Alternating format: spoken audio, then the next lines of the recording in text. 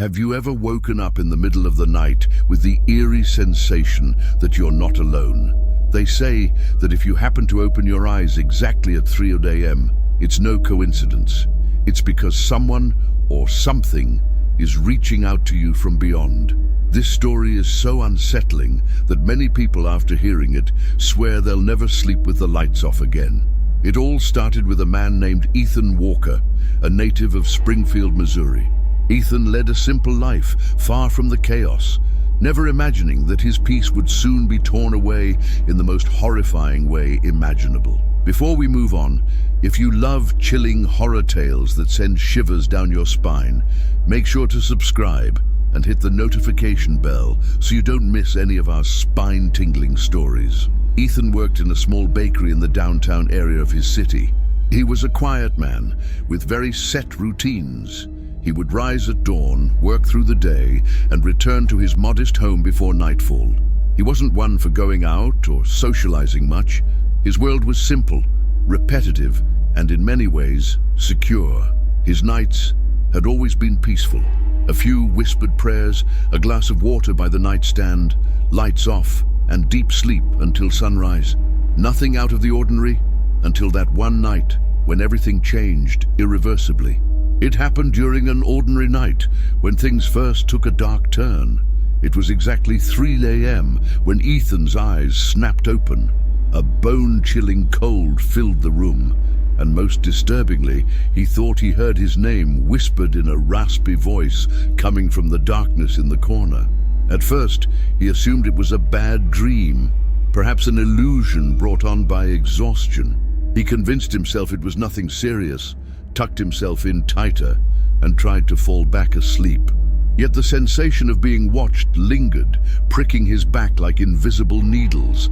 The strange thing was that in the nights that followed, the same sequence kept happening. Without fail, Ethan would wake exactly at 3, surrounded by that same suffocating atmosphere, as if the air itself had grown thicker, heavier, more menacing.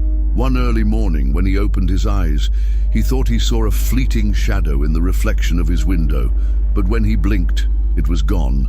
Only the freezing, oppressively silent room remained. Far too silent. The pressure in his chest grew harder to bear each night. During the day, he tried to tell himself they were just dreams, that maybe work stress was messing with his mind.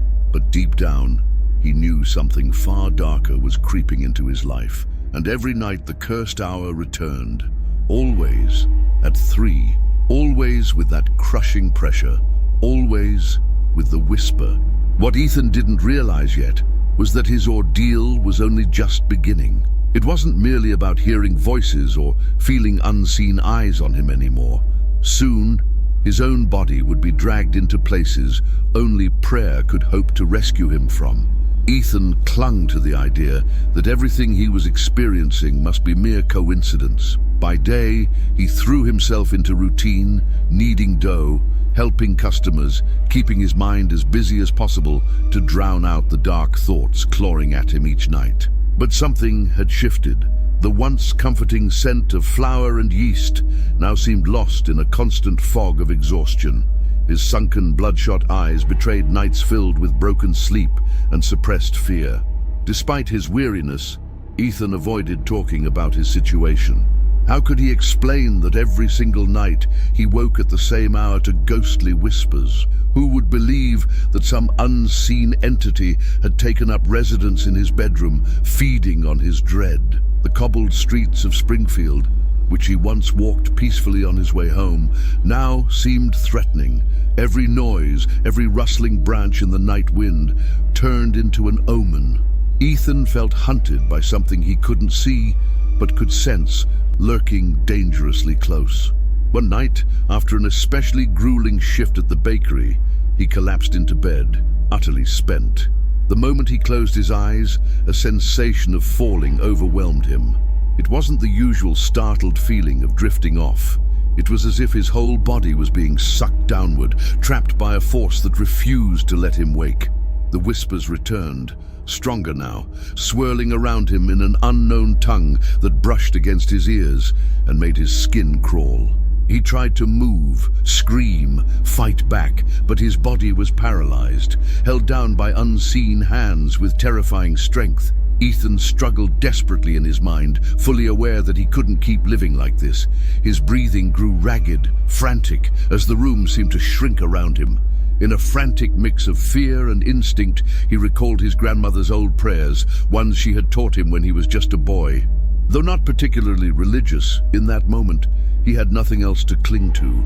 He began muttering broken prayers in his mind, grasping at every forgotten word and invocation, praying for salvation from this nightmare.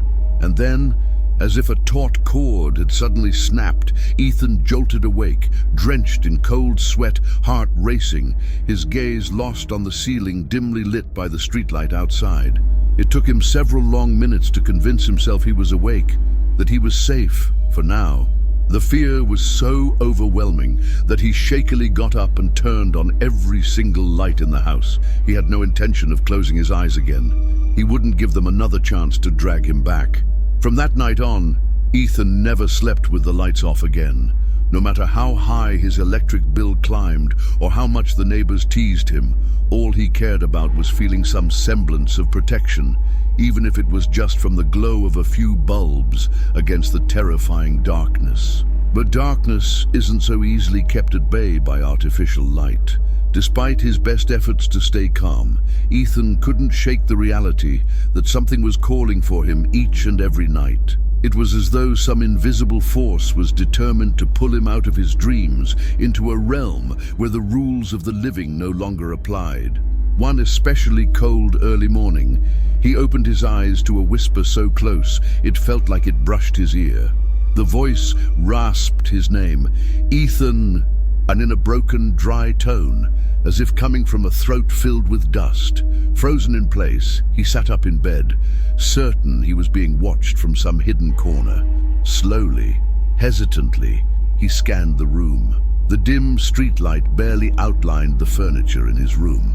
Everything seemed normal, except for the unbearable heaviness pressing on his chest, making it hard to breathe. Squeezing his eyes shut, he prayed it was all in his imagination. But when he dared open them again, something made his blood run cold. The closet door, which he always made sure to shut before bed, was now slightly ajar. It was a small thing, easily overlooked, but to Ethan, it was undeniable proof he wasn't alone. He forced himself to get up. Every step toward the closet felt like walking into an abyss. The creaking floorboards under his feet echoed like thunder in a deserted cathedral. When he finally pushed the door open, nothing seemed out of place. Clothes, shoes, old cardboard boxes, yet the musty smell and something else, something rancid, almost metallic, poured out into the room as the door swung wider. He immediately stepped back, slamming the door shut. It wasn't the closet itself. It was the overwhelming sense that came with it, a silent warning. That night, Ethan couldn't manage to fall asleep. Every sound inside the house seemed magnified. The ticking of the clock, the creaking of branches outside, the groaning of the old furniture, all blended into a twisted symphony designed to keep him teetering on the edge of madness. Days passed, but the cursed hour showed no mercy. At exactly 3 a.m., Ethan's eyes would snap open as if a spring had launched him from sleep. And it was always there, the call, the presence, the shiver he couldn't explain. He began noticing other strange details too. Faint marks on the wooden floor, as if something or someone had dragged itself through the house while he slept. Small, uneven tracks that he couldn't possibly attribute to his own movements. It became increasingly clear. Ethan wasn't just facing a nightmare. His home, once his safe haven, was becoming the stage for something that defied all logic. As he struggled to comprehend what was happening, the line between waking and dreaming started to blur, making him question whether he was truly awake when he thought he was. The fragile barrier between sleep and consciousness began crumbling around him. Some mornings, he woke unsure if he had truly rested or if he had merely survived another terrifying night. His body dragged itself through the day like a weary ghost, while his mind fought against the visions that assaulted him nightly. Fear no longer belonged only to the dark hours. It had seeped into every corner of his existence. The walls of his house, once warm and familiar, now seemed to loom over him, trapping him in a labyrinth with no way out. One night, the horror took a new shape. Ethan dreamed, or thought he dreamed, that he was walking barefoot across his living room floor. The sensation of the cold surface beneath his feet felt so real that he questioned if he was actually asleep. In the absolute silence, he heard the front door creak slowly open. He felt a gaze from the darkness outside.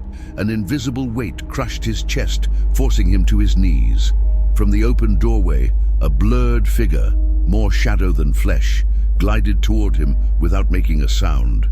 Ethan tried to scream, but his voice died in his throat.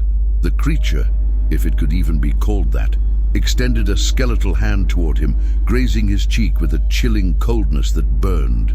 Overwhelmed by terror, Ethan could do only one thing: pray. With trembling lips, he began repeating the desperate prayers he had learned as a boy, and like the snap of a taut string, everything vanished. He woke up in his bed, gasping for air, drenched in sweat. The front door was closed, the lights still burning, but the sensation of having been touched lingered on his skin. He knew he couldn't continue like this. Something had to change. That was when he decided to seek answers from the few people in town who still spoke of the inexplicable. He knocked on the door of Mr. Harold, an elderly healer known in Springfield. The man, with his clouded eyes and trembling hands, listened to Ethan's story in silence. When he finished, Harold let out a long, heavy sigh. "They're calling you from the other side," he murmured. "The hour you wake isn't random. At 3 in the morning, the veil between our world and theirs is at its thinnest. If you don't confront them, they'll keep coming, and they'll get more aggressive." Harold's words hit Ethan like icy daggers. This wasn't his imagination. It wasn't stress. Something real, something that fed on his terror, was trying to drag him into an unknown place. Harold handed him a small talisman and advised him to light a candle each night, praying not with empty words, but with genuine faith. That night, for the first time in weeks, Ethan felt less alone. The flicker of the candle, the warmth of its light, became a fragile shield against the tidal wave of shadows threatening to consume him. And now, before we continue, I invite you to click the yellow lamp icon and stay with us as we uncover the unsettling mysteries still waiting ahead. The early hours blanketed Springfield with an even thicker darkness that night. Ethan, with the talisman around his neck and the candle slowly burning down on his nightstand, tried to find some semblance of peace. But fear isn't so easily extinguished by rituals. It's like a seed that, once planted, grows in the darkness. He lay down, mentally reciting the prayers Harold had taught him, fighting the urge to keep his eyes open. Finally, exhaustion claimed him, and he drifted into deep sleep, only to be thrust into a living nightmare. Ethan found himself standing in the center of his room, but something was off. It was a distorted version of reality. The walls melted like wax, the ceiling creaked under unseen footsteps, and a foul, rancid smell saturated the air. He suddenly felt a pressure around his ankles. Looking down, he saw skeletal hands emerging from the floor, clutching his legs tightly. He struggled to break free, but the unseen claws dragged him downward, pulling him toward a bottomless pit. Terror froze him for several agonizing seconds. Voices, clearer than ever, began to surround him. They weren't whispers anymore. They were screams, wails, words filled with hatred and despair. His body was yanked violently. His knees slammed into the floor, and he felt himself sinking into the wood, as if the house itself was swallowing him alive. Desperation forced him to remember the only thing that had ever saved him before: prayer. Sobbing, he forced his tongue to form the words. Every syllable was a battle against panic, every phrase a strike against the dark force trying to devour him. The resistance grew fiercer, the hands pulled harder, tearing at his flesh in the dream. Ethan screamed, but no one came. Only the echo of his own cries answered him. At last, after one final desperate prayer, he felt the claws vanish. The sinking stopped. The floor beneath his knees solidified once more. He woke up with a jolt, gasping as if he had run miles. His clothes clung to his sweaty skin, and his heart pounded wildly against his ribs. The candle had gone out. The room, lit only by the pale glow of the streetlight, seemed smaller, more menacing. Every shadow flickering on the walls reminded him just how close he had come to never waking again. Struggling to his feet, Ethan realized that the danger he faced was far more real than he had imagined. Prayer alone wasn't enough anymore. Something was actively trying to take him, and each passing night he felt weaker. He stumbled into the bathroom, needing to splash water on his face, to assure himself he was still in the world he knew. In the mirror, he barely recognized his own reflection, a gaunt man with hollow eyes and deep, dark circles. Gripping the sink tightly, he fought to hold himself together. He couldn't give in. He knew that showing more fear would only make the thing hunting him stronger. But how much longer could he endure before being consumed by the relentless darkness? The next morning found Ethan sitting at the kitchen table, a cup of cold coffee trembling in his hands. He had abandoned all pretense of normalcy. He knew something far greater than himself was at play, and pretending it wasn't happening would only drag him deeper into the abyss. The day passed in a haze of nervous glances at empty corners and startled jumps at every unexpected noise. Paranoia had rooted itself in his mind, feeding hungrily on his fear. That afternoon, after closing the bakery, he decided to walk to the old St. Andrew's Church on the outskirts of town. The stone structure, weathered by time, loomed with its darkened stained glass windows and splintered wooden door.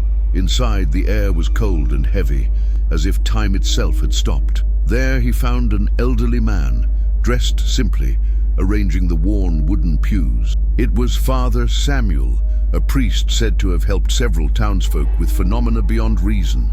Driven more by desperation than faith, Ethan approached and quietly shared his story, afraid even the walls might overhear. Father Samuel listened without interruption, his frown deepening with every detail. When Ethan finished, there was a long silence, broken only by the priest's resigned sigh. "What you're facing isn't just a nightmare," he said at last. "It's a battle for your soul. At that hour, the barriers grow thin, entities seek to cross over, and some fix their gaze on those who are vulnerable like you." Ethan felt the ground sway beneath him. It wasn't a bad dream. It wasn't stress, as he had once hoped. It was real, painfully, terrifyingly real. The priest spoke of the necessity of true faith, not just spoken words, but belief rooted deep in the heart.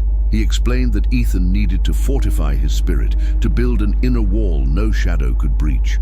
"Praying isn't enough if your spirit crumbles under fear," he warned. "You must believe you can resist, otherwise they will win." Before letting him go, Father Samuel handed him a St. Benedict medal and taught him a special prayer, a protective invocation he was to recite each night with conviction. Ethan placed the medal carefully in his pocket, feeling its weight like a fragile promise. As he walked home, the sky darkened, and with every step, a chilling certainty grew within him. The night would once again bring horror, and he needed to be ready to face whatever tried to reach him this time. Yet deep inside, something whispered that the worst was still to come. That night, Ethan clung to the medal like a shipwrecked man to a piece of driftwood. He sat on his bed, lit a new candle, and with a trembling but determined voice, recited the prayer Father Samuel had taught him.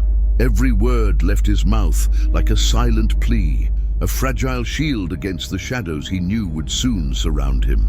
At first, the atmosphere in the room felt lighter. The candle's flame flickered softly, casting gentle shapes across the walls. But as the clock crept closer to the dreaded hour, the air began to shift. An invisible weight settled on his shoulders. The flickering light seemed to dim, and a bitter cold swept through the room. Ethan knew what was coming. He had felt it too many times to deny it now. He lay down without extinguishing the candle, clutching the medal against his chest, eyes shut tight, mentally repeating the prayer. This time, When sleep overtook him, he didn't plunge into the abyss as before. Instead, he found himself standing in a dark field, devoid of moon and stars. The ground beneath his feet was soft, almost swampy, as if soaked with water. In the distance, he heard voices, not screams like before, but monotonous chants, strange words intoned in a slow, unnatural rhythm. The shadows began to move toward him. They didn't run or fly, they simply glided, wrapped in cloaks of blackness that consumed everything in their path.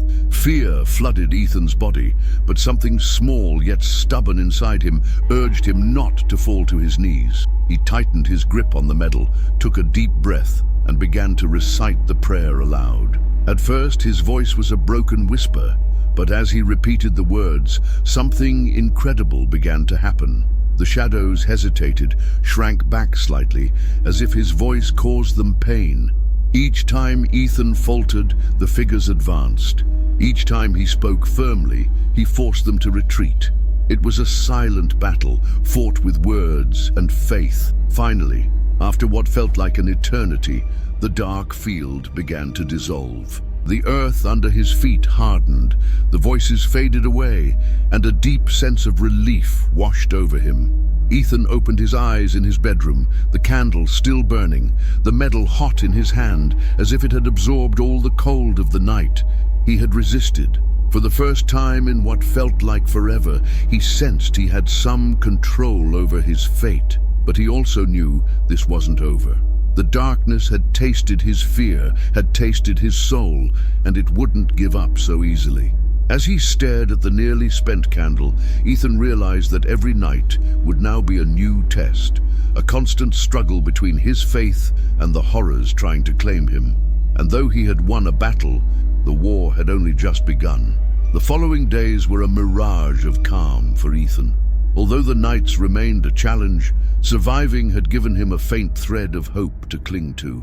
Still, that small victory wasn't enough to erase the fear that had taken root inside him. Each night before bed, he lit every light in the house. Not a single corner was left in shadow. He bought additional lamps, stronger bulbs, and even installed small lights in the hallway and bathroom. For Ethan, darkness was no longer simply the absence of light. It was a living presence, lurking, patiently waiting for any lapse to strike. He slept poorly, if he slept at all. The constant light strained his eyes, but he preferred the burning sensation over the abyss of terror he felt in total darkness. The neighbors began to notice the change. Martha, the woman who ran the corner store, whispered that young Walker was no longer the same, that he now walked hunched over as if carrying an invisible burden, and that his once lively eyes now looked vacant, lost somewhere far from Springfield. At work, his colleagues murmured that Ethan had become withdrawn, irritable, as if something were slowly eating away at him from the inside. But no one knew the truth. No one could imagine the battles he fought each night while they slept in blissful ignorance. The exhaustion began to twist his mind in insidious ways. Dreams blended with memories. He found himself staring blankly at ordinary objects, unable to recall how they had gotten there. Sometimes he swore he saw quick movements out of the corner of his eye, but when he turned his head, there was nothing. One night, after checking for the 10th time that every window and door was locked tight, he felt a sudden rush of cold air brush past him. It didn't come from a crack or an open window. It was as if something invisible had swept through the room, brushing him with icy fingers. Ethan didn't scream, not anymore. Terror had sunk so deep that his only reaction was to clutch the metal and whisper a trembling prayer. The lights flickered for what felt like endless seconds. His heart pounded against his ribs, desperate to escape, but the electricity stabilized, the bulbs steadied, and silence once again enveloped the house. With hesitant steps, he made his way to the bedroom, leaving every light on behind him. He lay down fully clothed, not daring to remove even his shoes, as if he might need to flee at any moment from a threat he still couldn't fully comprehend. The night was a constant threat. Every second of darkness he kept at bay was a small victory in a war he knew he couldn't win alone. and as the clock crept inexorably toward 3 a.m., Ethan could only wait and endure. That night, a different kind of dread seized him. It was heavier, more suffocating. It wasn't just the familiar fear he had lived with for weeks. It was something more primal, deeper, like a silent warning resonating from the very core of his being. He turned on every light in the house as usual, but this time it wasn't enough to calm his nerves. The shadows seemed thicker, denser, gathering in corners as if they were waiting for the right moment to pounce. He sat on his bed, candle lit, medal hanging around his neck, murmuring the prayer over and over, a desperate mantra. Each word felt heavier than the last, as if the very air resisted his invocation for protection. The clock struck 3 a.m., and then he felt it. It wasn't a whisper or an invisible touch. It was a presence, solid, tangible, standing in the farthest corner of the room. Ethan didn't want to look. Every fiber of his being screamed at him to close his eyes, to hide under the covers like a frightened child. But something stronger, perhaps resignation, perhaps the certainty that running was no longer an option, forced him to lift his gaze slowly. There it was, a dark figure, motionless, barely distinguishable from the surrounding shadows, but unmistakably there. It had no face, no defined features, but it radiated such intense hostility that the room itself seemed to shrink around it. The figure didn't move, it didn't advance or retreat. It simply stood there, watching him like a patient hunter studying its prey. Ethan's heart hammered painfully in his chest. He wanted to pray, but no words came. His throat was tight with terror, and his mind a tangled mess of incoherent thoughts. The candle, steady until now, began to flicker wildly, casting dancing shadows across the walls. And in that flickering light, for one eternal instant, Ethan thought he saw the outline of a gaunt face with hollow eyes staring back at him from within the darkness. He didn't know how long he stayed there, frozen, breathing in short gasps, afraid to move even an inch. Every second was torture, every heartbeat a reminder of his vulnerability. Finally, with superhuman effort, he closed his eyes and began to pray silently, not with desperation, but with a raw, instinctive faith born from sheer survival. The atmosphere began to shift. The pressure in the air lessened. The cold slowly retreated. And when he dared to open his eyes again, the figure was gone. But Ethan knew this was no victory. The entity hadn't left. It had simply retreated, still watching, still waiting for the moment when his will would falter, when his faith would crack.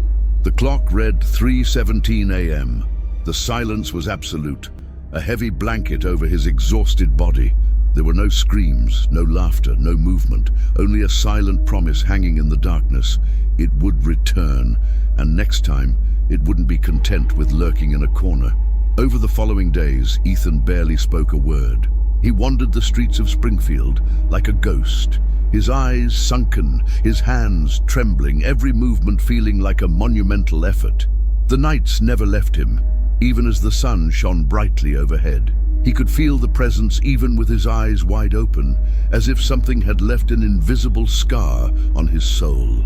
The voices were no longer just remnants of a dream. Sometimes, while walking through his home, he would hear someone calling him from the end of the hallway. Other times, he thought he caught a glimpse of a figure standing behind him, reflected in the dark screen of the television. He tried to hold his ground. He kept praying. He left the lights on 24 hours a day. And still, none of it could erase the gnawing certainty eating away at him. The figure would return. One early morning he woke up gasping, even though he hadn't had any nightmares. He had slept soundly, something that hadn't happened in weeks. For a fleeting moment he believed that maybe, somehow, it was finally over. The house was silent. The candle he had forgotten to light still sat untouched on the nightstand. The lights flickered faintly, as if even the energy itself was running low. And then he noticed it. The medal was gone. He searched frantically across the bed, the floor, his pant pockets. Nothing. The medal had vanished. A chill sliced down his spine like an icy blade. A sudden draft swept through the room, though all the windows were shut, and then he felt it. The old weight, the crushing pressure in his chest returning. But this time, it wasn't accompanied by whispers or a distant shadow. This time, it came from within. Ethan collapsed to his knees, clutching his chest, feeling something stirring deep inside him, as if a dark seed had taken root in his soul and was now slowly expanding, filling every part of him. In a final act of faith, he tried to pray. But no words came. His tongue wouldn't move. His voice echoed hollowly inside his own head. The candle, still untouched, lit itself. The flame burned a cold blue. And in that unnatural glow, Ethan understood he hadn't been alone for a long time. He crawled toward the mirror on the closet door and recoiled in horror at what he saw. Staring back at him wasn't his reflection, but a gaunt face with empty eyes and ashen skin. He blinked. The face remained. He stumbled backward, tripping over the bed. The world spun violently around him. The floor beneath him seemed to sink once more.